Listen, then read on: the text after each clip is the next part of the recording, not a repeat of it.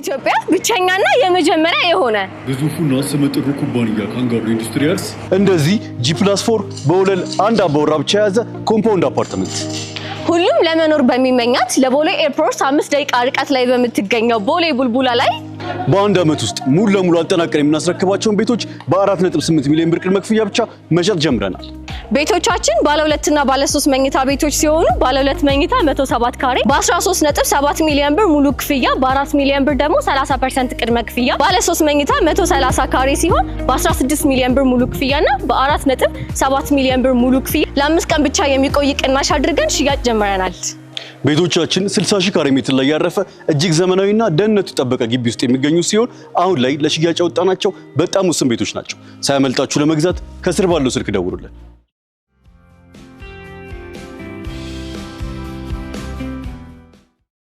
ጤና ይስጥልን ክቡራን ተመልካቾቻችን፣ ሲሳይ አገና ከሉዓላዊ ሚዲያ ማክሰኞ ሐምሌ 7 2018 ዓመተ ምህረት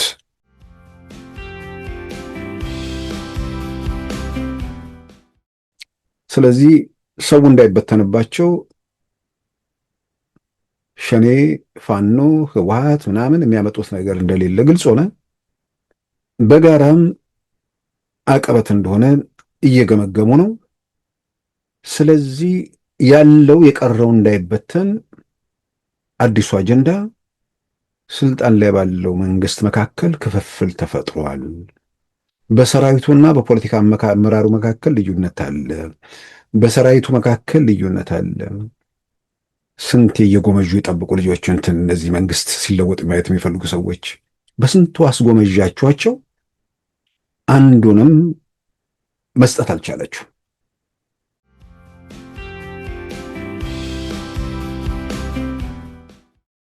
የኢትዮጵያ ህዝብ ደግሞ መነሳት አለበት። እስከ መቼ 8 ዓመት ሙሉ ተደቆሰ፣ ታሰረ፣ ተገረፈ።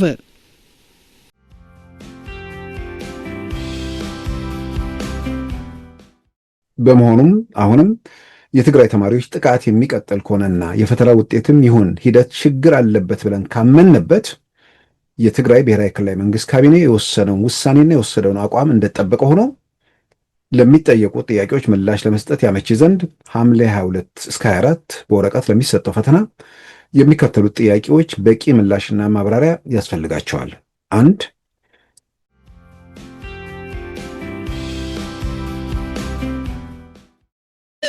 እንኳን ደስ አላችሁ።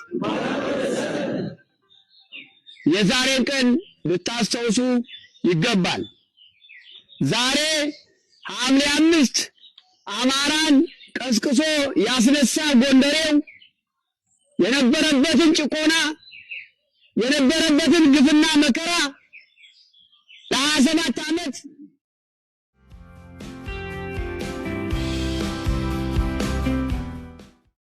በቅጥረኝነት የላኩት ወታደር ሱዳን ውስጥ ያው በተወሰነ ደረጃ ለማጣራት ሙከራ ሳድርግ ነው የቆየሁት። አሁን እነ ሆርን ሪቪው ሁሉ የትንተና መጽሔቶች ላይ ሁሉ በደንብ ወጥቷል። ዓርብ ዕለት ሌሊት በቲፒኤልኤፍ በቅጥረኝነት ባሰማራቸው የህወሓት ታጣቂዎች መሪዎች ላይ የድሮን ጥቃት ተፈጽሞ ሱዳን ውስጥ ማለት ነው ኮርሙክ አካባቢ ቢያንስ አንዱ ምክትል አዛዡ መገደሉን ሌሎቹ መቁሰላቸውን የተመለከቱ መረጃዎች ናቸው የወጡት።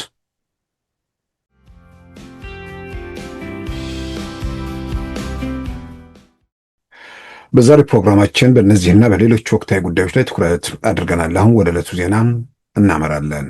ኢትዮጵያ በአባይ ውሃ ላይ ተጨማሪ 3 ግድብ ለመገንባት ማቀዷ በፍጹም ተቀባይነት የሌለው እርምጃ ነው ሲሉ የግብፁ የውጭ ጉዳይ ሚኒስትር አሳሰቡ። የግብፁ የውጭ ጉዳይ ሚኒስትር ዶክተር ባድር አብዱላቲ በግብፅ ርዕሰ መዲና ካይሮ ላይ እሁድ እንደ አውሮፓውያን አቆጣጠር ሐምሌ 12 2026 በኢትዮጵያ ጉዳይ ላይ አስተያየት የሰጡት ከጋዜጠኞች በቀረበላቸው ጥያቄ መነሻነት እንደሆነም ተመልክቷል።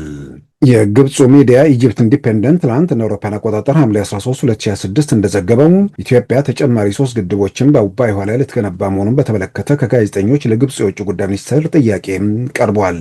የእርሳቸው ምላሽ አቋማችን ግልጽና የማያሻማ ነው ካሉ በኋላ ሲቀጥሉም ታላቁ የህዳሴ ግድብን በተመለከተ ኢትዮጵያ ግርጌ ሀገራትን ሳታማክር የወሰደችውን የተናጠል ውሳኔ የማንቀበለው ሲሆን ሌላ ተጨማሪ የተናጠል እርምጃንም በተመሳሳይ አንቀበልም ሲሉ ምላሽ ሰጥተዋል። ኢትዮጵያ በተናጠል እርምጃዋ ቀጥላ ግድቦቹ ተግባራዊ ቢሆኑስ በሚል ለግብፅ የውጭ ጉዳይ ሚኒስትር ከጋዜጠኞች ለቀረበው ጥያቄ ራሳችንን የመከላከል መብታችንን በዓለም አቀፍ ሕግ መሰረት እንጠቀማለን ማለታቸውን ከኢጅፕት ኢንዲፔንደንት ዘገባ መረዳት ተችሏል። የግብፅ መንግስት በአባይ ውሃ ላይ የተሰራው ታላቁ የህዳሴ ግድብ የውሃ ሙሌቱ ተግባራዊ እንዳይሆን ግፊት ሲያደርግ መቆየቱም ይታወሳል። የውሃ ሙሌቱ ከተጠናቀቀ በኋላ ደግሞ በዲፕሎማሲያዊ መስክ በተለይም የአሜሪካውን ፕሬዝዳንት ዶናልድ ትራምፕን በመጠቀም ኢትዮጵያ ላይ ግፊት ለማድረግ በመስራት ላይ መሆኑም ይታወቃል። የግብፅ መንግስት ከዚህም በተጨማሪ የኢትዮጵያ ጎረቤት ሀገራትን በተለይም ሶማሊያና ጅቡቲን በይበልጥም ኤርትራን የኢትዮጵያ መንግስት ላይ ግፊት ለማድረግ እየተጠቀምባቸው መሆኑ ይታወቃል። የግብፅ መንግስት በኢትዮጵያ ውስጥ ያሉ ግጭቶችን በተለያየ መንገድ በመደገፍ ኢትዮጵያ ከቀውስ እንዳትወጣ እየሰራ መሆኑ ሲገለጽ ቆይቷል። ባለፈው ሳምንት ሐሙስ ሰኔ 30 2018 ጠቅላይ ሚኒስትር አብይ አህመድ በፓርላማ ቀርበው በሰጡት ማብራሪያ በኢትዮጵያ ውስጥ ግጭት ተዋናይ ያሏቸውን በመጥረቢያ መሰላቸው ይታወሳል።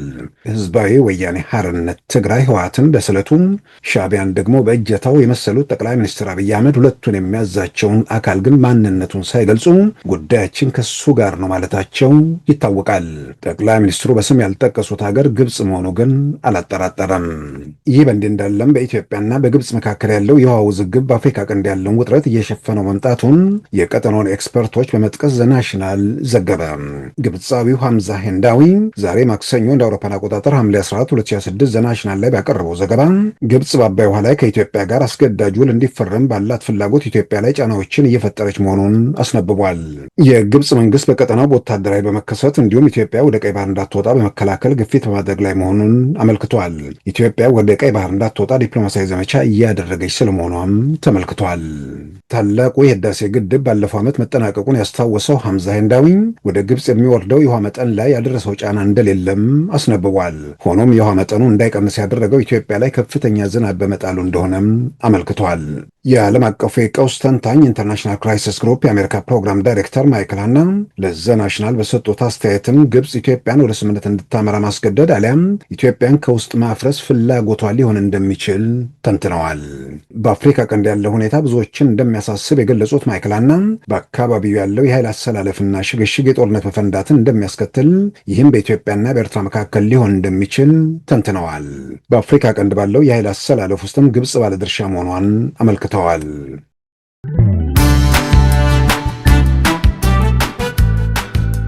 ሉዓላዊ ሚዲያን ይደግፉ። ስራዎቻችንን ለብዙ እንድናደርስ ሰብስክራይብ፣ ሼር፣ ላይክ በማድረግ ሉዓላዊ ሚዲያን ያጠናክሩ። እውነትን እንዘግባለን፣ ኢትዮጵያዊነትን እናቀነቅናለን። መድረኩ ግን ለሁሉም አመለካከት ክፍት መሆኑን እናረጋግጣለን። ሉዓላዊ ሚዲያ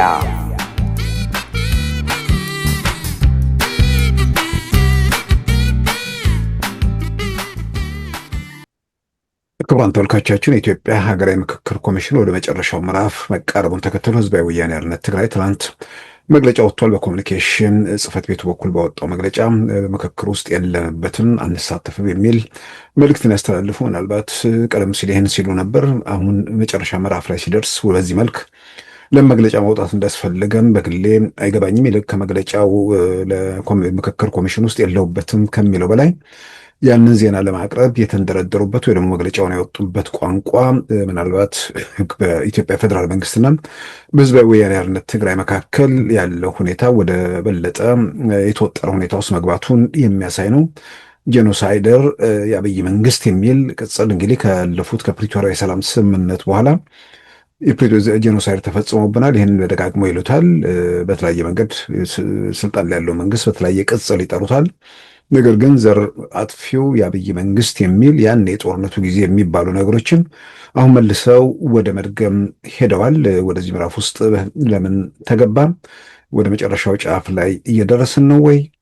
ምናልባትም ያን በማድረግ ማናሳካዋለን ብለው የሚያስቡት ነገር ይኖራል። እሱ እንግዲህ በሂደት የሚታይ ነገር ነው። ዞሮ ዞሮ የምክክር ኮሚሽኑን በተመለከተ ያስተላለፉት መልእክት ትግራይ ከጅምሩ ባገለለና ተቀባይነት በሌለው የምክክር መድረክ ላይ እንደማይሳተፍ የትግራይ መንግስት ኮሚኒኬሽን ጉዳዮች ቢሮ አስታወቀም።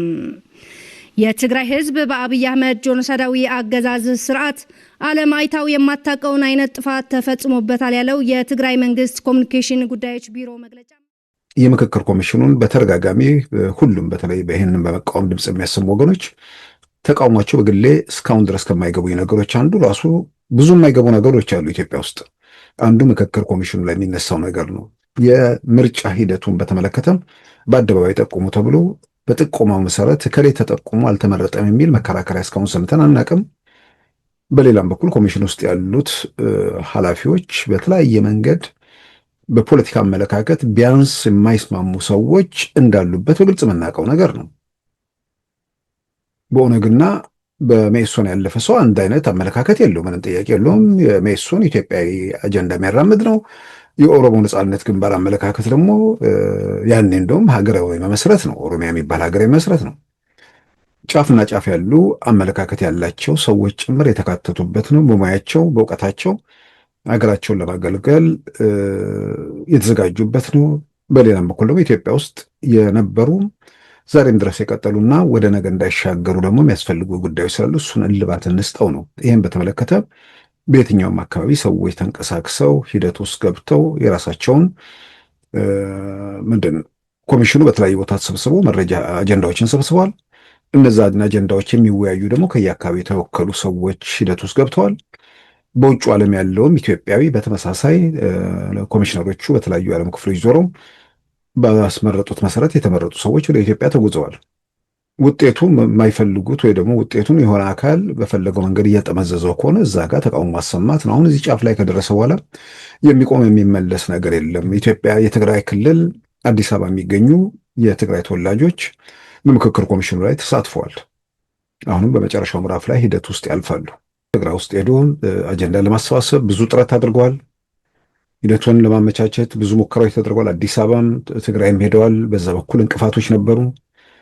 ክልሉን የሚያስተዳድረው ጊዜ አስተዳደር ክልሉ ላይ ሙሉ ስልጣን አልነበረውም። ስለዚህና ዶክተር ደብረጽዮን የሚፈልጉትን ማድረግ የማይፈልጉትን ደግሞ አለማስደረግ ጭምር ስልጣን ስላላቸው ምክክር ኮሚሽኑ እዛ ሄዶ መስራት የሚችልበት ሁኔታ የለም። ስለዚህ ያለቁ የተሰሩ ስራዎች በአብዛኛው ስላሉ በነ ዶክተር ደብረጽዮን ሳቢያ አጠቃላይ እስካሁን የተሰሩ ስራዎች ወደኋላ መመለስ የለባቸውም። አዲስ አበባ ከተማ ውስጥ ያሉ የትግራይ ምሁራን፣ በተለያየ ሙያ ላይ የተሳተፉ ሰዎች ሁሉ ሂደት ውስጥ ገብተዋል። አሁንም እየተሳተፉ ነው። በምክክር ኮሚሽን ውስጥ የሚነሱ ጥያቄዎች ማለትም ትግራይን ህዝብ መብት፣ የትግራይን ህዝብ ነጻነት ወይ ደግሞ በሌላ መንገድ የሚጎዱ ነገሮች ካሉ ያን ጥያቄ ማንሳት ነው። የሆነ ሀገር ተሰብስቦ በሌላ መብትና ነጻነት ላይ ሊወስን አይችልም። ግን በእርግጠኝነት የሚደረገው ምክክር የጎደሉ ነገሮችን ለመሙላት፣ የተንሻፈፉ ነገሮችን ለማቃናት፣ ነገን በትላንቱ መንገድ እየተወዛገበን እንዳንሄድ ለማድረግ የሚሰሩ ስራዎች ናቸው እና ህወሓት ማስቆም የማይችለው ነገር ላይ ዝም ብሎ መንደፋደፉ ምን ጥቅም እንዳለው አይገባኝም። ይልቁንም እንዳልኩት በመግለጫቸው ላይ ጄኖሳይድ ፈጻሚው የሚል ነገር አለ። የትግራይ ህዝብ ካልተንበረከከ ሀገሩን ማስተዳደር አልችልም ብሎ በማመኑ የሚል ነገር ይመጣል። የትግራይ ህዝብ እንደሚንበረከክ ነው አይገባኝ። ይንበረከካል የተባለው ወይ ደግሞ የፌዴራል መንግስት ሊያንበረከከው የተባለው እኮ የትግራይ ህዝብ እኮ ወደ አዲስ አበባ እኮ ነው እየሄደ ያለው፣ ወደ ሌላ ኢትዮጵያ ክልሎች ነው እየሄደ ያለው። ብዙ ጊዜ በግሌ ያው አንዳንዴ ሰዎች ዘረኛ ከሆኑ ብቻ ነው የሚገባቸው እንዲህ አይነት ነገር። የሆነ ማህበረሰብ ለምን እንደሚንበረከከው ለምን ይንበረከካል ነው። እሺ ጉልበት ኖሮ ኃይል ኖሮ ታንበረከካለህ። ማንበርከኪያው ምክንያት ባይገባኝም ማለት ነው። ግን በምንም ተአምር በማናቸውም ምክንያት የሆነ ማህበረሰብን አንበርከከ የሰላም ዋስትና ይዘ ዘላቂ በሆነ መንገድ ስልጣኑ ወይ ነው ሌሞ ሌላ ነገር አደላድለ መቀጠል አትችልም። ሁለት ነገር ነው የሚያጡት ማለት ነው እነዚህ ሰዎች። አንደኛ ህመም ስላለባቸው የኔ የማይሉትን ማንበርከክ ይፈልጋሉ። እነሱ ስለሚያስቡ ነው ሌላው እንደዛ የሚያስብ ይመስላቸው። ሁለተኛ ስልጣን ላይ ኖረው አንበርክከው ለመግዛት የመጡበት መንገድ መጨረሻ ላይ ራሳቸውን በንብርክክ ከሜዳው ካወጣቸው በኋላ ለሌላው ማስተማሪያ እንደውም አርአያነቱን ወስደው በዚህ መንገድ ይሄ መንገድ የጥፋት የክፋት ጎዳና መጨረሻው ውድቀቱ እንዲህ ነው ብሎ ራሳቸውን እንደ ማስተማሪያ መውሰድ ሲገባቸው አሁንም ተመሳሳይ ነገር ላይ እያደረጉ መቀጠላቸውን የግሌ የሚገባ ነገር አይደለም። ዞሮ ዞሮ ከምክክር ኮሚሽኑ ጋር ተያይዞ ያለው ነገር አንደኛ ህወሓት ይቆም ስላሉ የሚቆም ነገር አይደለም። ሁለተኛ በመቆሙ ሳይሆን ኮሚሽኑ ስራውን በመቀጠሉ ነው ሁላችንም ልንጠቀም የምንችለውና ኮሚሽኑ በተረጋጋ መንገድ የጀመረውን ነገር አጠናክሮ ኢትዮጵያ ውስጥ ዘላቂ የሆነ መውጫ ነገር መፈለግ ነው። አሁን እነሱ የሚያነሱት የቦታ ባለቤትነት እንደዚህ የተመሳሰሉ ጉዳዮች ሁሉ በምክክር ኮሚሽኑ እልባት ያገኛሉ። ማንም የመጡ መንግስታት በመሰላቸው መንገድ እየከፋፈሉ የመጡት ነገር ስለሆነ አሁን ለኢትዮጵያ የሚበጀው መንገድ የትኛው ነው? ምክክር ነው እኮ። አንዱ ሌላው ላይ ስልጣን ስላለህ ልጫንብህ አይደለም። ቲፒኤልኤፍ የ1983 የኢትዮጵያ ፖለቲካ ስልጣንን ሲይዝ ጫካ ውስጥ ካርታ ስለመጣ ያንን ስልጣን ላይ ሲመጣ ተገበረው። የሰሊጥ መሬት ያስፈልገው ነበር፣ ወልቃይትን ወሰደ። ማስፋት ያስፈልግ ነገር ነበር፣ ከወሎ ራያን ከጎንደር ወልቃይትን ወሰደ። የዛን ጊዜ መጠየቅ የሚችል የለም። መጠየቅ የሚችሉ ድምጻቸው ታፈነ። ሌላው ደግሞ በስልጣን ላይ ያለው አብሯቸው ጉዳይ አስፈጻሚ ሆነ። ምናልባትም በተለያየ መንገድ ደግሞ ድምጽ የሚያሰሙ ሰዎች በወረንጦ እየተለቀሙ ከሂደቱ ወጡ። ስለዚህ ያኔ ህወሓት ስልጣን ላይ ሲመጣ የደርግን 25 የአስተዳደር አካባቢዎችና 5 ራስ ገዞቹን አፍርሶ የራሱን አከላለል እንደሰራው ሁሉ የጠቅላይ ሚኒስትር አብይ መንግስት ያንን ማድረግ ማን ይከለክለዋል? ህወሓት ያለው መብት፣ ጠቅላይ ሚኒስትር አብይ መንግስት የሌለው መብት ምንድን ነው? ህወሓት ያሰመረው ደጋግሜ የምለው እግዚአብሔር ያሰመረው መስመር ነውና አትንኩብኝ የሚለው በምን ሎጂክ ነው ይሄንን ሰው ሊቀበለው የሚችለው? ምናልባትም ይሄ ነገር ውዝግብ የፈጠረው የመሬት የምናምን ግፊያ ውስጥ የገባ ነው። ህወሓት የሚባል የፖለቲካ ቡድን ወደ ኢትዮጵያ ማዕከላዊ መንግስት ስልጣን ከመጣ በኋላ ስለሆነ ከዚህ ከቦታ ከምናምን ጋር ያሉ ውዝግቦችን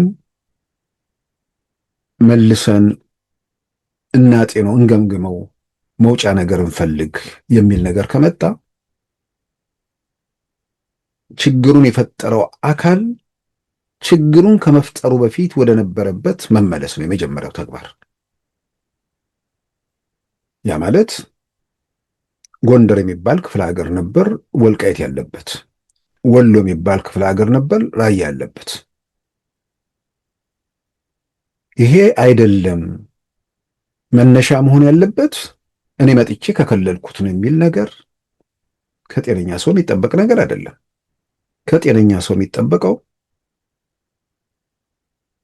በዘላቂነት የሁሉም ኢትዮጵያን በየትኛውም አካባቢ ያሉ ሰዎች መብታቸው ተከብሮ ቋንቋቸው፣ ባህላቸው፣ ልማዳቸው ተጠብቆ ምን አይነት አስተዳደር መዋቅር ቢዘረጋ ነው ለኢትዮጵያ የሚጠቅመው? የመጡ በጎ ነገሮችን አስጠብቆ የጎደሉ ነገሮችን አርሞ በጋራ በአንድ ሀገር ውስጥ መኖር የሚያስችል ሁኔታ ውስጥ ለመግባት ምን መደረግ አለበት የሚለው ላይ እሱ ላይ ማተኮር ነው። ስለዚህ ቲፒኤልኤፍ መግለጫ በወጣ ቁጥር መሬታችን ተወሰደ፣ ይሄ ነገር ተደረገ የሚለው ነገር ብዙ የሚጠቅም ነገር አይመስለኝም። የተወሰደ መሬት የለም። ተወሰደ የሚባለው መሬቱ ላይ ያሉት ሰዎች ወደ ቤታቸው፣ ወደ መንደራቸው፣ ወደ ሰፈራቸው ሳይመለሱ ቀርተው እንዳይመለሱ ተከልክለው አድራሻ ጠፍቷቸው ምናምን ሜዳ ላይ የሚባክኑ ቢሆን ያ ነገር ለምን ሆነ፣ ለምንስ ወደ ቤታቸው አይመለሱም የሚለውን ማንም ሰው እንደ ዜጋ ብቻ ሳይሆን እንደ ሰው ከዛም ባሻገር ደግሞ ነገን ማሰብ የሚችል ሰው ለነገ መከራ አያቆይም። ዛሬ ላይ ያሉ ችግሮችን ፈቶ ነገን በተስተካከለ ጎዳና ላይ እንዲሄድ ማድረግ ነው ኃላፊነቱ። ስለዚህ ከተፈናቃዮቹ ጋር ተያይዞ የተነሳ ነገር የለም። ወደ ቤታቸው መመለስ ይችላሉ። አከላለሉን በተመለከተ መውጫ መንገድ ለኢትዮጵያ ምንድን ነው? በምን መንገድ ይከለል? ስለዚህ ለዚህ ምክክር ኮሚሽኑ አንዱ መውጫ መንገድ ነው።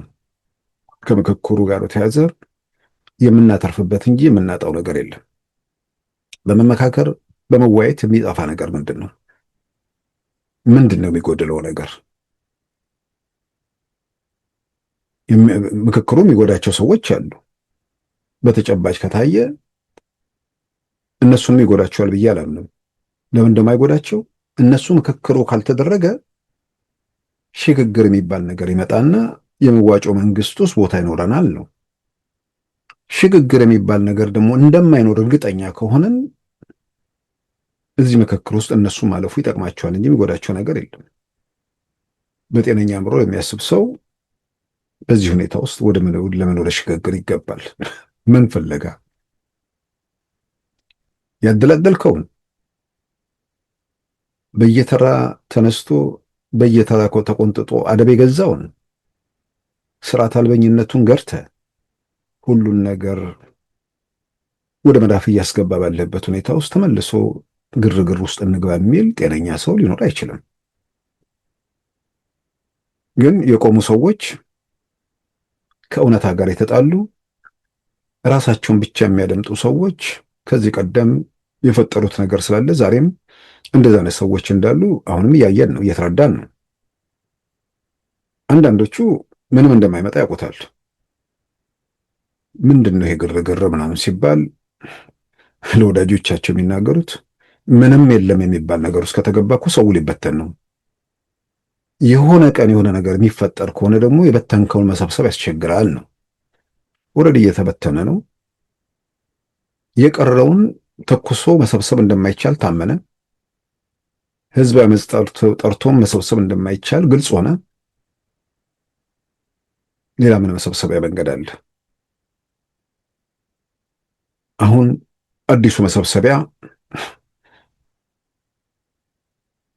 በአደባባይ የሚያቀርቡት ያው ሸኔ 8 ዓመት ነው የተኮሰው እንደማይሳካ እንኳን መንግስት ወረዳ በወጉ እንትን ማለት እንደማይችል ግልጽ ሆነ። ፋኖም 3 ዓመታት ተንደፋደፈ።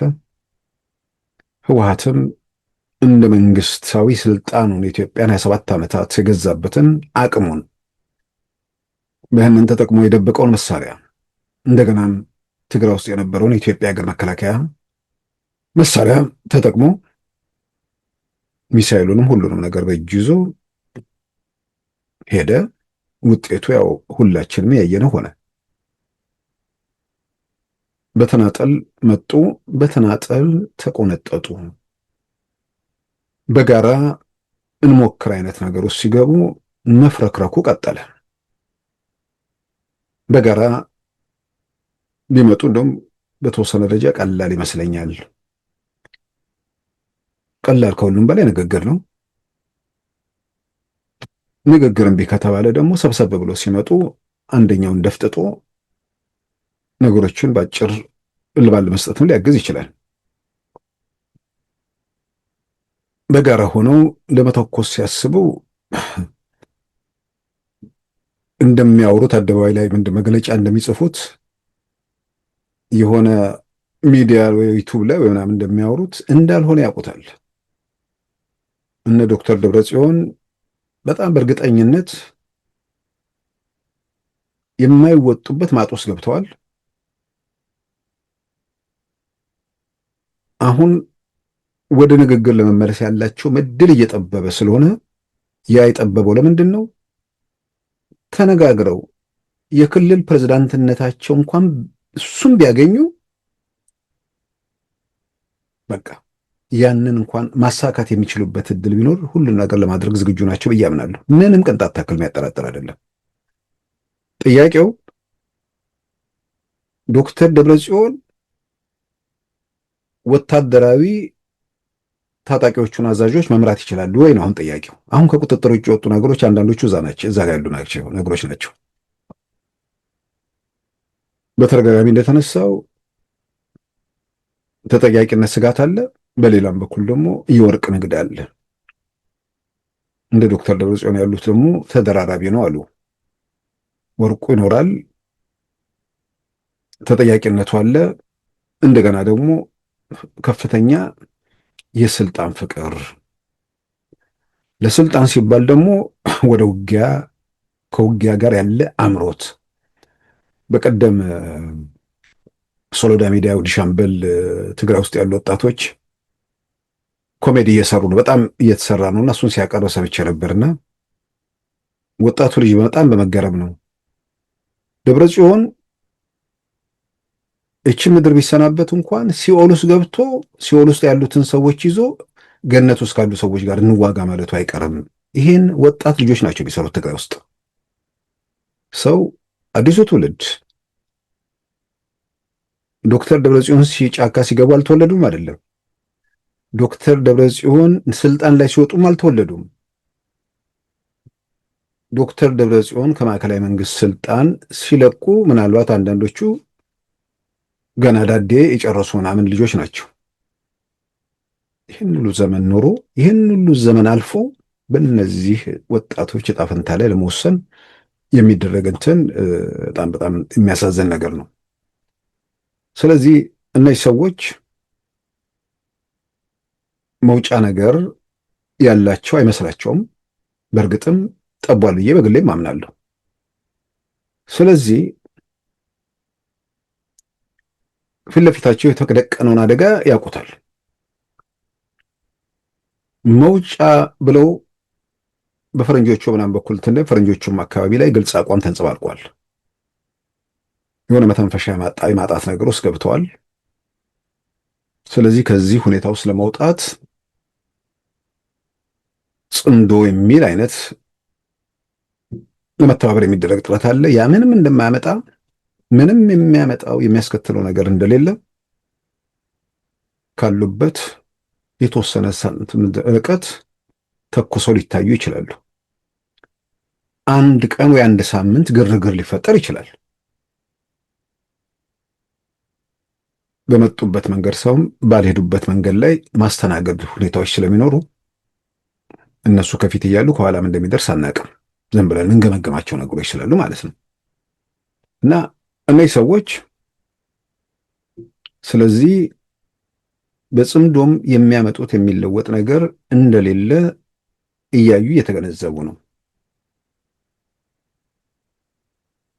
በአንድ በኩል ትግራይ ውስጥ ህብረተሰብ ውስጥ ያለው መከፋትና እነሱ ላይ ማመጽ፣ እነሱ ለነሱ አንሰለፍም ብሎ እየሸሸ መገኘቱ፣ በቅጥረኝነት የላኩት ወታደር ሱዳን ውስጥ ያው በተወሰነ ደረጃ ለማጣራት ሙከራ ሳድርግ ነው የቆየሁት። አሁን እነ ሆርን ሪቪው ሁሉ የትንተና መጽሔቶች ላይ ሁሉ በደንብ ወጥቷል። ዓርብ ዕለት ሌሊት በቲፒኤልኤፍ በቅጥረኝነት ባሰማራቸው የህወሓት ታጣቂዎች መሪዎች ላይ የድሮን ጥቃት ተፈጽሞ ሱዳን ውስጥ ማለት ነው ኮርሙክ አካባቢ ቢያንስ አንዱ ምክትል አዛዡ መገደሉን፣ ሌሎቹ መቁሰላቸውን የተመለከቱ መረጃዎች ናቸው የወጡት። ውጊያው ላይ ኩርሙክን ለመያዝ በተደረገው ውጊያ ኩርሙክ ተይዟል።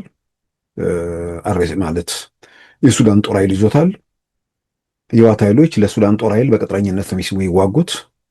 ያ ኩርሙክ መያዙን ተከትሎ በዚህ ሂደት ውስጥ ተዋናዩ በሆኑት የህወሓት ኃይሎች ላይ ምናልባትም አንዳንድ እንትኖች እንደሚሉት በመረጃ ላይ የተመረኮዘ ጥቃት ነው የተሰነዘረው። በዋናነት አዛዦቹ ላይ የተነጣጠረ የድሮን ጥቃት ነው። በዛ የድሮን ጥቃት ምክትል አዛዡ ኮሎኔል ዮሐንስ የተባሉት እሳቸው መገደላቸውን የኮር አዛዦችና ዋና አዛዡን ጨምሮ ደግሞ መቁሰላቸውን አንዳንድ መረጃዎች ላይ እንዳየነው ወደ እምድሩማን በሕክምና ወደ ሆስፒታል ተወስደዋል። ታጣቂዎቹ ላይ በደረሰው ጉዳት ተጨማሪ አርሚ የሚባል ነገር ወደዛ አሰማርተዋል። የሱዳን ጦር ከሙስሊም ብራዘርሁድ ጋር የሚሰራው መሆኑ አሸባሪ ኃይል ጋር ያለው እንቅስቃሴም በብዙ መልኩ ጥያቄ ውስጥ ገብቷል። ሰሞኑን ኩርሙክ ሲያዝ ሁሉ ነገር እንደዛ የሚያምኑ ሰዎች አሉ። ኩርሙክ መጋቢት እኮ ነው በአርኤስኤፍ አስለቀቁ ያዘው ወይንም የኤስፒኤልኤ ኖርዝ የሚባለው መጋቢት እኮ ነበር የተያዘው። ከዛ በኋላ ተለዋወጡ። እንደገና አርኤስኤፍ ኮርዶፋን ላይ እሱ ደግሞ ከተማ ያዘ። ምንም እዛ አካባቢ ላይ የሚለወጥ ነገር የለም። ይልቁን በንግግር ሽግግር ሰላማዊ ምንድነው የሲቪል አስተዳደር ለመመለስ የሚደረጉ ጥረቶች ያሉ እንዲሳካ ሁላችንም እንመኛለን። ጎረቤት ሀገር ወንድም ህዝብ ነው። ወንድም ህዝብም ባይሆን ማንም ጋር ሰላም እንዲወርድ ነው ሁላችንም ፍላጎታችን። ስለዚህ ትግራይ ውስጥ የቆመበት መሬት ለማሰለፍ የሚፈልገው ያሰለፋቸው በቅጥረኝነት ያሰማራቸው ላይ እየደረሰ ያለው ጉዳት ግልጽ ነው። በሌላም በኩል ለመንገድ መሪነት ሊጠቀሙ የሚፈልገው ያው ፋኖን ነው። ከዚህ በስተጀርባ ያው የመጥረቢያና የእጀታው ጉዳይ አለ። መጥረቢያው ህወሓት ነው ተብሏል። ጠቅላይ ሚኒስትር አብይ እንደተናገሩት እንግዲህ እነ ፋኖ እነ ሸኔም እንደሚሆኑ አላውቅም። በዚህኛው ትንተና እጀታው ሻዕቢያ ነው። የሚያንቀሳቀሰው ደግሞ ያው ግልጽ ባይነገርም ግልጽ ነው። በዚህ ሂደት ውስጥ ህወሓት በተለያየ መንገድ ስለ ቁመናው በግልጽ መናገር የምንችለው ነገር ነው። የድጋፍ መሰረቱ ምንም ነው ያ ብለን። በሌላ በኩል ፋኖ ለመንገድ መሪነት የታጨው ጦርነቱ የኢትዮጵያ መንግስት የባህር የምናምን ጥያቄ ስላለው በሚል ኤርትራ መንግስት ያው በብዙ ጊዜ የተተነተነ ነው። ጦርነቱ ራቅ ብሎ ትግራይ ውስጥ ቢችል ደግሞ ራቅ ብሎ አማራ ክልል ውስጥ እንዲሆን ይፈልጋል። እዛ ላይ ኢትዮጵያ መንግስት መዳከም አለበት። ከዛ በኋላ ወደ እነሱ ወደ ቀጣይ እንቅስቃሴ ለመግባት የተዳከመ መንግስት ጋር ለመዋጋት ማለት ነው። ህወሓት ደግሞ ራቅ ብሎ ከሱ ገፋ ብሎ አማራ ክልል እንዲገባ እንደሚፈልግ ያው ማን ነው የባይቶናው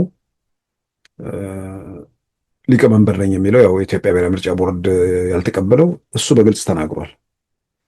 ሻዕቢያ ትግራይ ውስጥ ካሰበ እኛ ደግሞ ራቅ እናደርገዋለን አለን። ያለ ማራቂያ ቦታ የለም። ለመንገድ መሪነት ለታጨው ለፋኖ ማለት ነው።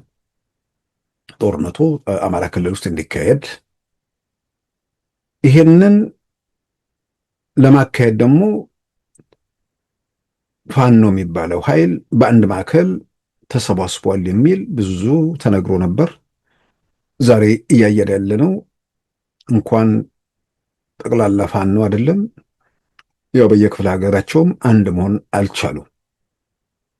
ከምንም በላይ ሰሞኑን የጎንደር ፋኖ በመካከላቸው ያለው ልዩነት ፈቱ ሲባል የተናደደው የቲፒኤልኤፍ አፍቃሪው ነው።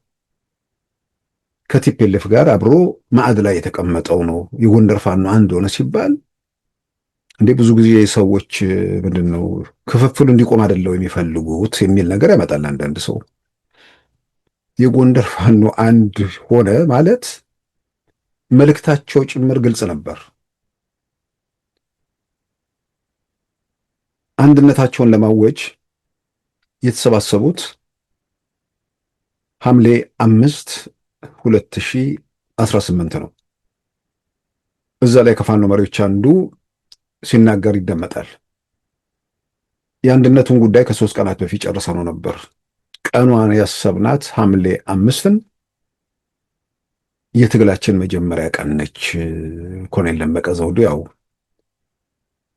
የነዛ አማራ ክልል ላይ በተለይም ጎንደር ላይ ያመጽ እንቅስቃሴውን የቀጣጠሉበት ቀን ማለት ነው። ያ ቀን ለህወሓት መርዶ ነው።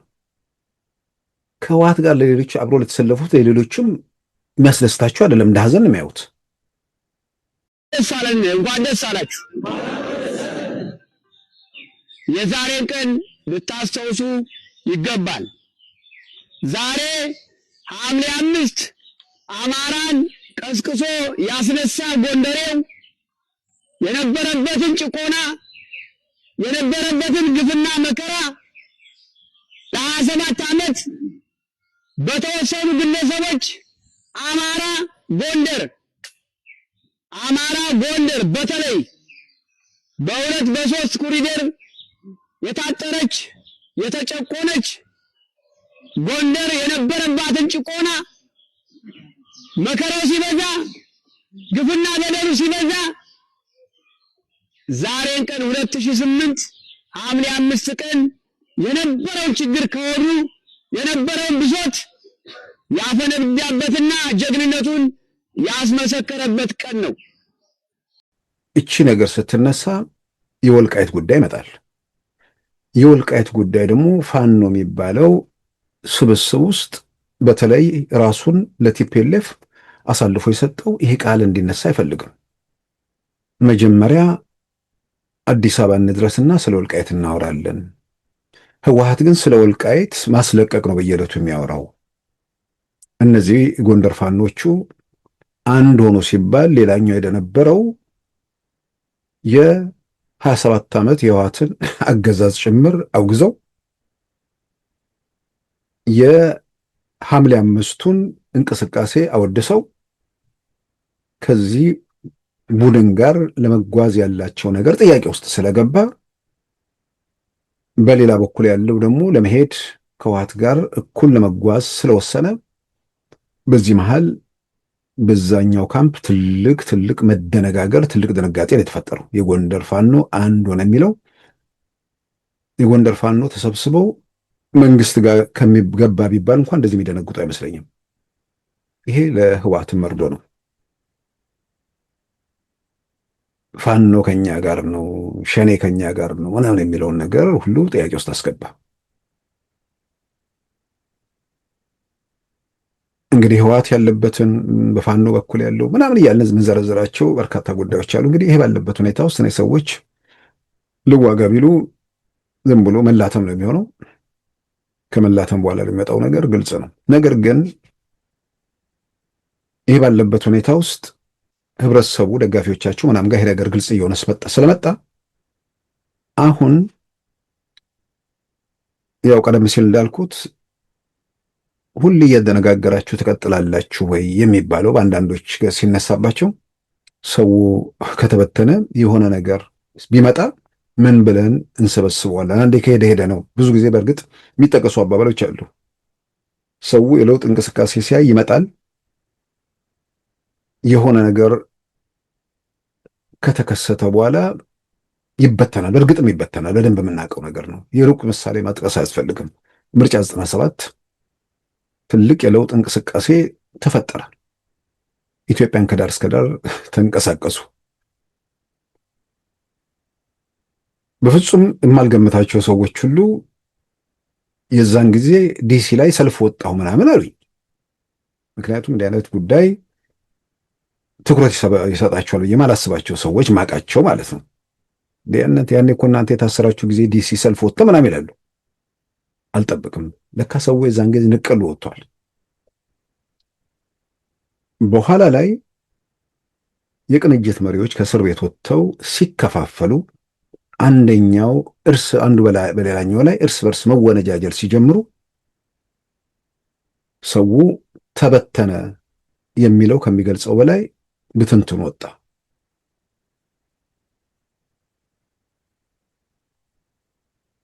በዚህም የተነሳ በኋላ እንደ ኢሳት ያሉ ሚዲያዎች፣ ፖለቲካ ፓርቲዎች እንደዚህ መልሶ ነገሩን ለመሰብሰብ ጥረት በሚደረግበት ሰዓት ከባድ ነበር። የለም በአካባቢው ብዙ ሰው አልነበረም።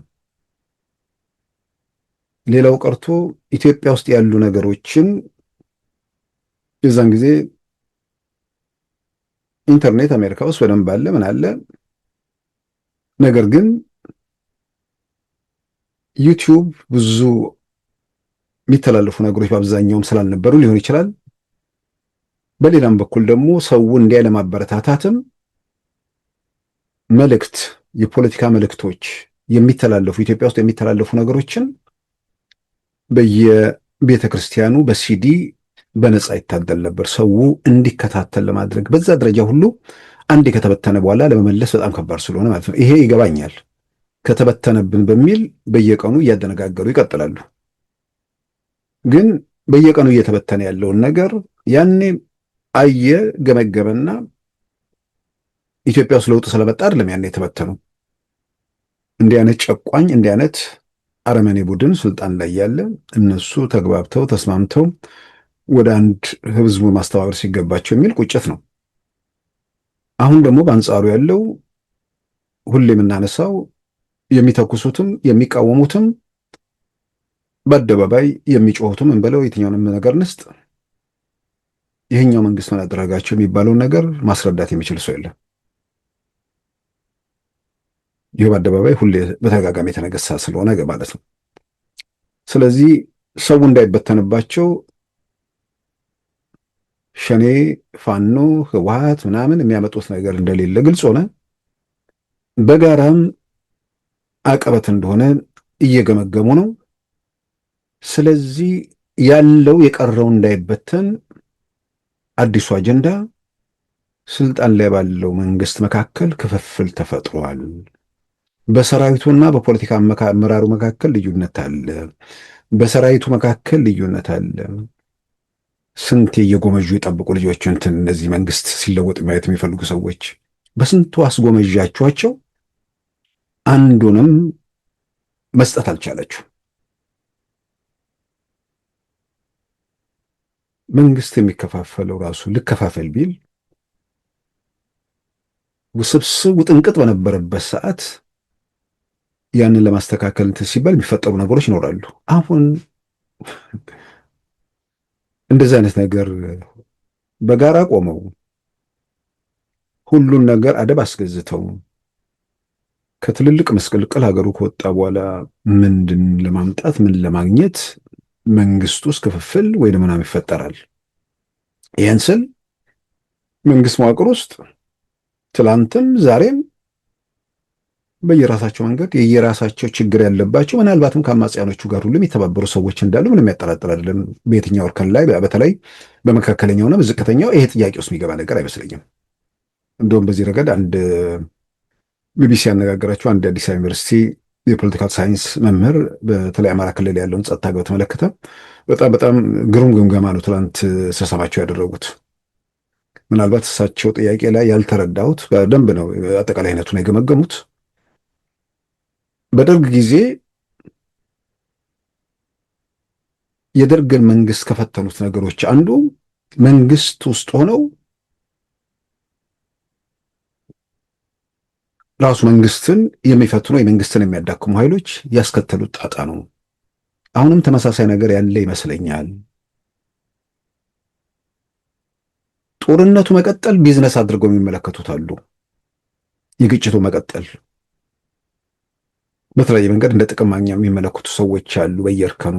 ይህንን ማጥራት እስካልቻለ የሚል ነገር ያነሳሉ። በሌላ በኩል ያልገባኝ ያልኩት መንግስትም በቅንነት ለድርድር የሚለው ነገር ምናልባት ያን ተጠይቀው ቢያብራሩ ነገር ደስ ይለኝ ነበር። እኔ ለማወቅ ስለምፈልግ ነው። አንድ መንግስት በይፋ ለመነጋገር ዝግጁ ነኝ ካለ ለመነጋገር ቅድመ ሁኔታ ካላቀረበ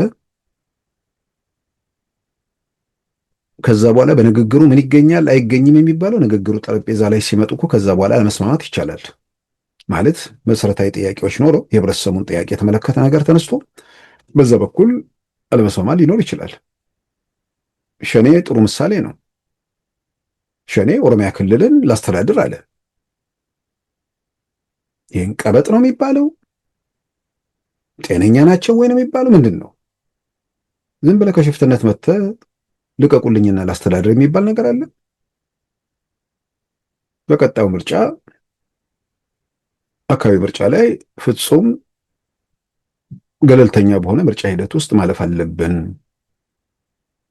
አሁንም ደግሞ ባለው መዋቅር ውስጥ ምክር ቤት ባይገባ እንኳን በተወሰነ ደረጃ በካቢኔ ውስጥ ተሳትፎ ማድረግ የሚችሉበት ሁኔታ ይፈጠር። እንዲህ ያለ ጥያቄ ይቀርባል። ኦሮሚያ ክልልን ስጡኝ ብሎ ውዝግብ ውስጥ ተገብቶ ያ ነገር ያልተሳካው። ስለዚህ የመንግስት ቅን አይነት ክርክር የሆነ ለመደራደር ዝግጁ የሚለው ነገር ቢገለጽ በግሌ የተረዱ ሰዎችም ይህን ቢያስረዱኝ ደስ ይለኛል። ወደ ነጥቤ ልመለስ። ስለዚህ ቲፒኤልኤፎቹ እና አጠቃላይ ስብስቡ ተስፋ እያደረጉ ያሉት በየትኛው መንገድ እንደማይሳካ ሲረጋገጥ፣ ያንን ስል ደጋግሜ አሁንም ማስተላለፍ የምለው ፈልገው በግራ መጋባትም ይሁን በተስፋ መቁረጥ መተኮሳቸው አይቀርም። የሆነ ቦታ ላይ ለአንድ ለሁለት ቀን ሙቀት ለመፍጠር የሚደረጉ ጥረቶች ይኖራሉ። ግን ያቺ የምትተኮሰው ጥይት በተኩስ አቅምም በምንም የሚቆም ነገር አይመስለኝም። ካሁን በኋላ አንዴ ከተተኮሰ በኋላ የሚያበቃ ነው የሚሆነው። ይጀመራል፣ ይጨርሳል። በቃ የጀመረው እንደማይጨርሰው በእርግጠኝነት መናገር ይቻላል። እና ይህ ኃይል በተናጠል አልተሳካም። በቡድን ራሳቸው የቆሙበት መሬት እየከዳቸው ነው። ለመሰባሰብም ያላቸው እድል በብዙ መልኩ ጠባብ ነው እና ደጋፊው አካባቢ ያለውን ግራ መጋባት ምንድነው በፖለቲካ አመራሩና በሰራዊቱ እንዲህ ያሉ ክፍፍል ተፈጠረ ብሎ እሷን እያስጎመዡ መቀጠል ነው የፈለጉት። እስከ መቼ እንደሚጎመዡ በዚህ ደግሞ አላውቅም። በአንድ በኩል ምንድነው ውዥንብሩን መንዛት፣ በሌላም በኩል በተደራጀ መንገድ ይሄ መረጃዎችን ማዛባት። በነገራችን ላይ በቀድሞ ጊዜ የብሔራዊ መረጃና ደህንነት መስሪያ ቤት ያቋቋመው ኢኤንኤን የተባለው ቴሌቪዥን ውስጥ በዛ ሂደት ውስጥ ያለፉ ሰዎች አሁንም ይሄንን ሚና እንዲወጡ ኃላፊነት ተሰጥቷቸው ያን እያደረጉ ነው። ያኔ ኢትዮጵያ ውስጥ ግንጪ ላይ ህዳር 12 2008 የተጀመረውን የኦሮሚያ ክልል አመፅ በኋላም ሐምሌ 5 2008 ጎንደር ላይ አማራ ክልል የተፈጸመውን አመፅ ያን አመፅ ተከትሎ የኦሮሞ ደም የኔ ደም ነው የሚለው መፈክር ጎንደር ላይ ሲሰማ በጠላትነት ወይ ደግሞ በባላንጣነት እንዲታይ የሚፈለገው ማህበረሰብ አካባቢ መደማመጥ ወይ ደግሞ መግባባት እንዳለ መጠቃቀስ እንዳለ ሲረዱ ወደ ግጭት ውስጥ ህብረተሰቡን ለመክተት እንቅስቃሴው ቀጠለ። የመጀመሪያው መላ ትኩረቱ ከለውጥ እንቅስቃሴ ይልቅ በውስጥ ጉዳይ ለመጥመድ በሶማሌና በኦሮሞ መካከል መጠነ ሰፊ ግጭት ተከሰተ። እጅግ አውዳሚ። አሁንም ብዙዎች ከዛ የተፈናቀሉ ሰዎች እዚህ አዲስ አበባ በተለያዩ ቦታዎች ያኔ ነው እንትን ያሉት። በሌላ በኩል በኦሮሚያ የተለያዩ አካባቢዎች ግጭቶች እንዲቀጣጠሉ ተደረገ።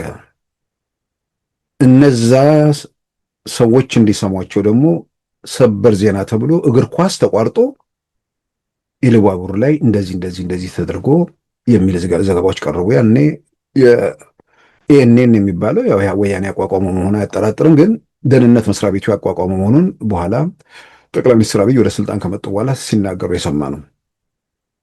አሁንም በዛ መንገድ መረጃ በማዛባት መረጃ በመፍጠር ልብ ወለድ ነገር በመስራት ህብረተሰቡን ለማደናገሩ ስራ ቀጥሏል። የቀድሞ ምሳሌ የአቶ ማሞ ምህረቱ የቀድሞ የብሔራዊ ባንክ ገዢ ናቸው። እዛ ላይ በማጠራጠር መልኩ ትራንስፎርሜሽን ማለት የመንግስት የኢኮኖሚ ማሻሻያ ውጤታማ መሆኑን በማያጠራጥር መልኩ ገልጸው ያንን አዛብተው አጻጻታለሁ ነው ምናምን አሉ ተብሎ የሚጠይቅ የለም። መቻሉ የታሉ ምናምን እንዲህ አይነት ነገርም የለም። ያን ተወስዶ ዛሬም ይቀባበሉታል። የገረመኝ እሱን በተመለከተ በዝርዝር ጉዳዩ ወጥቶ አደባባይ ከተጋለጠ በኋላ የቲፒኤልኤፍ ሰዎች በቃ የሆነ ነገር ላይ ስታክ አድርገው እንደሚቀሩ ማስረጃ የሚሆነው ትላንት የብሔራዊ ምክክር ኮሚሽኑ ለማውገዝ የወጣውን መግለጫ ሳይ ከዛ ጋር ተከታትሎ አቶ አዲሽ ካሱ የሚባሉ የድሮ በወያኔ ጊዜ የኢትዮጵያ ዜና አገልግሎት ኃላፊ አሁን የህወሓት ጽህፈት ቤት ኮሚኒኬሽን አማካሪ ተብሎ ቀረቡ። የኢትዮጵያ ህዝብ ምርር ብሎታል። ቅድም ያልኩ በቂ ነው። የአቶ የማሞ ምህረቱና የዶክተር ደሳለኝ ጫኔ በቃ እሱ ነው መገለጫው። ያኔ ጦርነቱ ሲካሄድ እኛ ጋር ህብረተሰቡ ላይ ያኔ ማደናገር ተፈጥሮ ነበር። ያልሆነ ነገር ስም ተሰጥቶን ህብረተሰቡ ያኔ አምኖ ነበር። አሁን ግን እንደዛ አይደለም። ከዳር እስከ ዳር የኢትዮጵያ ህዝብ ይህ መንግስት ላይ ተነስቶበታል። እናም ብንተኩስበት ይወርቃል ነው መልእክቱ። እና የኢትዮጵያ ህዝብ መነሳትም አለበት ይላሉ። የኢትዮጵያ ህዝብ ደግሞ መነሳት አለበት። እስከ መቼ? 8 ዓመት ሙሉ ተደቆሰ፣ ታሰረ፣ ተገረፈ፣ ተሰቃየ። የቲፒኤልኤፍ የጭቆና የመከራ የሰቆቃ ዓመታት፣ የዘረፋና የቅሚያ ዓመታት ሌላው ቀርቶ በጣም በትንሹ በየዓመቱ ግንቦት ሲመጣ የቲፒኤልኤፍን ገድል ሰው አንቻልም መልእክት በየዓመቱ እያስተላለፉ አፍኖ አስፈራርቶ ለመግዛት ያን ያህል የተመጣበት ዘመን ሁሉ ነገር የሆነ ሰፈር ሰዎች በቁጥራቸው ሳያደረጉበት ይሄ አሁን ዝም ብሎ ወጥቶ በኩርፊያ በምን የሚያጨበጭበው ስላጨበጨበ ሰው በደሉን የደረሰበትን ነገር ሚራሳ ይመስላቸዋል ወይ ነው? አይገባኝም። እነዚህ ሰዎች የሆነ ቦታ ላይ ቆመዋል የምለው ለዚህ ነው። አሁን እኚህ ሰው ኢትዮጵያ የሚባል ሀገር ውስጥ በእነሱ ጊዜ ወደ 100 ሚሊዮን ህዝብ ባለበት ሀገር ውስጥ የመከላከያ የጸጥታው ሁሉ የሚታወቅ ነገር ነው። አሁን እሳቸው አቶ ሀዱሽ የኢትዮጵያ ዜና አገልግሎት ዋና ስራ አስኪያጅ አቶ ሀዱሽ ካሽቱ የመንግስታዊ የዋልታ ምንድነው የፋና ዋና ስራ አስኪያጅ ወልዱ ይመስል ህወሓት የዋልታ ህወሓት የኢትዮጵያ ቴሌቪዥን ብርሃነ ኪዳነ ማርያም ህወሓት የብሮድካስት ባለስልጣን ዋና ስራ አስኪያጅ አቶ ዘርዓ ያስገዶም። እነዚህ ሰዎች አሁን እንኳን መልሰው እንዳይጸጽታቸውም የወታደሩ የምናምን በአደባባይ ያለ ነገር ስለሆነ ህዝቡ ሁሉም የሚያውቀው ነገር ስለሆነ ማለት ነው። እና ሁሉም ተመልካች ሆነበት። ጥቂት ግለሰቦች በሆነ ሰፈር ስም ተቧድነው ካዝና የሚገለብጡበት፣ የሚዘርፉበት፣ የሚቀሙበት፣ ሁሉን ነገር የሚያደርጉበት ያ እንዲመጣ ነው። ሞትልንና ወደ ዙፋን መልሰን ነው። የኢትዮጵያ ህዝብ ደግሞ መነሳት አለበት። እስከ መቼ? 8 ዓመት ሙሉ ተደቆሰ፣ ታሰረ፣ ተገረፈ፣ ተሰቃየ። አንዳንድ የሚናገሩትንም ነገር ያውቃሉ ወይ ነው። ይህንን የኢትዮጵያ ህዝብ ከዳር እስከ ዳር ተነስቷል ብሎ ዛሬ ላይ ትግራይ ውስጥ ቆሞ አንድ ሰው በድፍረት ይናገራል? ትግራይ ውስጥ ከዳር እስከ ዳር ህዝቡ አንተ ላይ በተነሳበት ሰዓት ማንን ይዘህ ልትዋጋ ነው? እና እንዲህ የተወሰነ ቦታ ላይ የቆሙ ሰዎች ጋር ከእውነታው ጋር ራሳቸው የተጣሉ ሰዎች ጋር የሆኑ በኩርፊያና በቁጣ ያሉ አንዳንዶች ደግሞ በእውነት አደንቃቸዋለሁ። ለህወሓት በአገልጋይነት በፍጹም እስካሁን ድረስ እንደውም አንዳንድ የህወሓት ሰዎች ራሱ ህወሓትን ከርተዋል።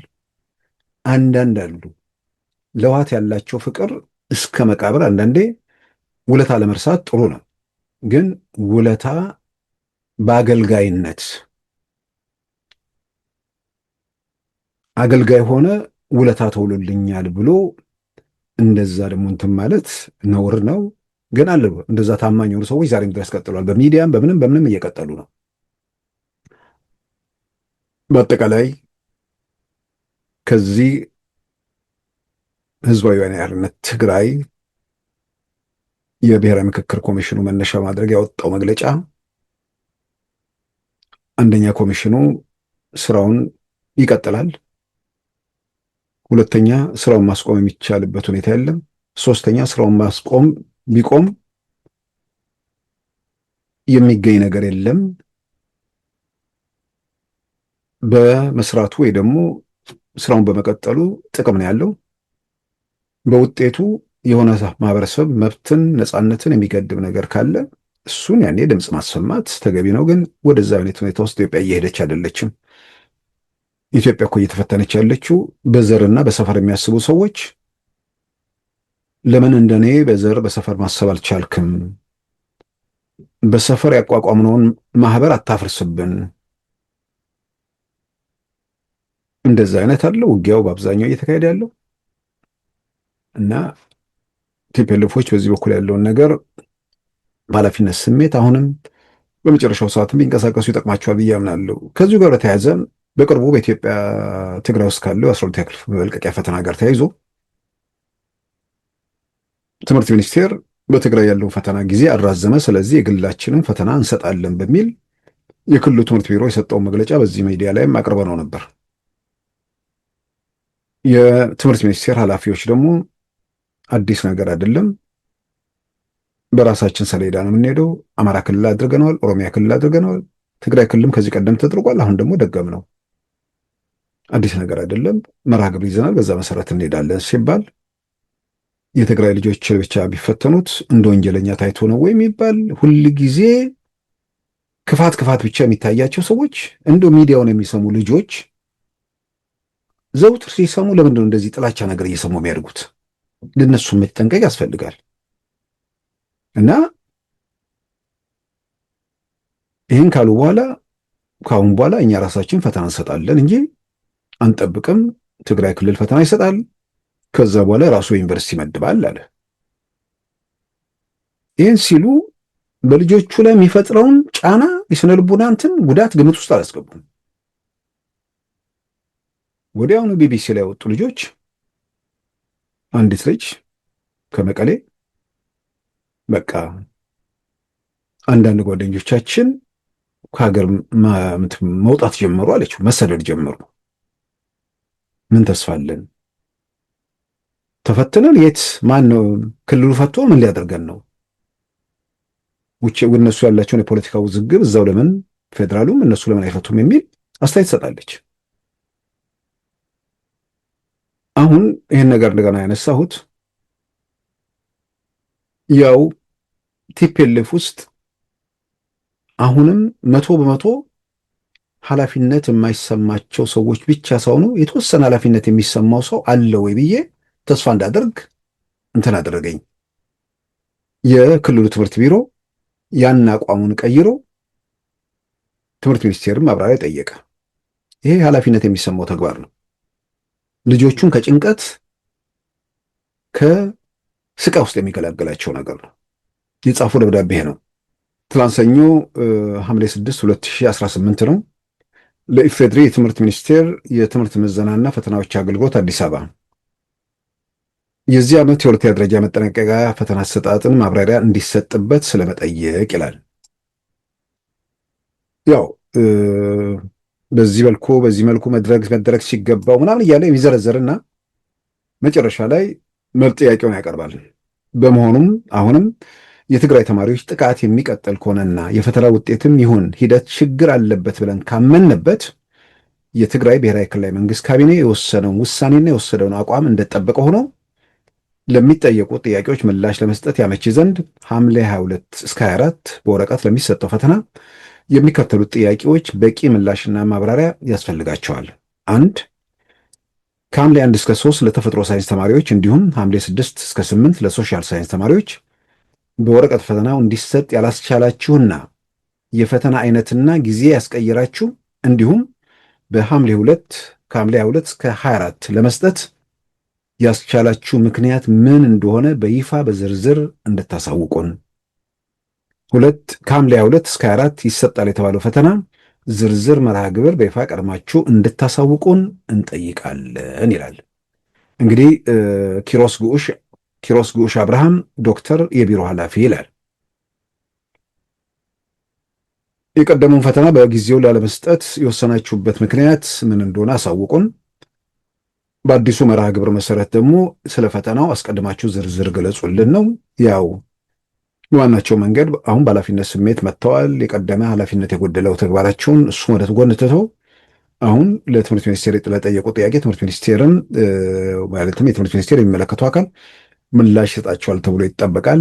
እንደዚህ በሰዎች ሕይወት በልጆቹ እጣ ፈንታ ላይ ባለመቀለድ ወይ ደግሞ በችኮላ ይሁን ለሆነ ፖለቲካ ፍላጎት ይሁን ውሳኔዎች ተወስነው እነዛ ውሳኔዎች ጎጂ መሆናቸው ታውቆ የእርምት እርምጃ መውሰድ በጣም በጣም አስፈላጊ ነው። እዛ መግቢያው ላይ ውሳኔያችን እንደተጠበቀ ሆኖ የሚለው ዝም ብሎ በአንድ ጊዜ ሁሉን ነገር ተውት እንዳይባል እንደሆነ እገምታለሁ።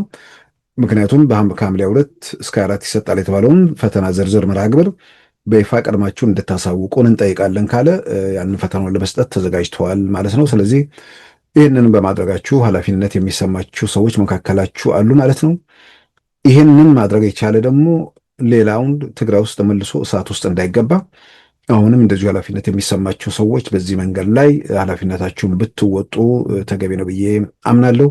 ክቡራን ተመልካቾቻችን የዛሬ ማክሰኞ ሐምሌ 7 2018 ፕሮግራማችን በዚሁ ተጠናቋል። ጤና ይስጥልን።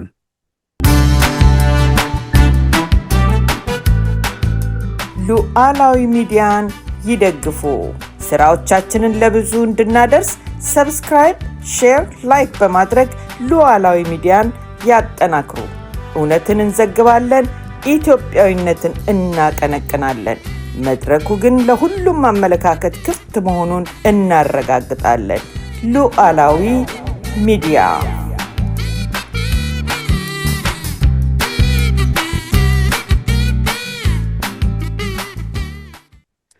የዛሬ ማክሰኞ ሐምሌ 7 2018 ፕሮግራማችን በዚሁ ተጠናቋል። ጤና ይስጥልን።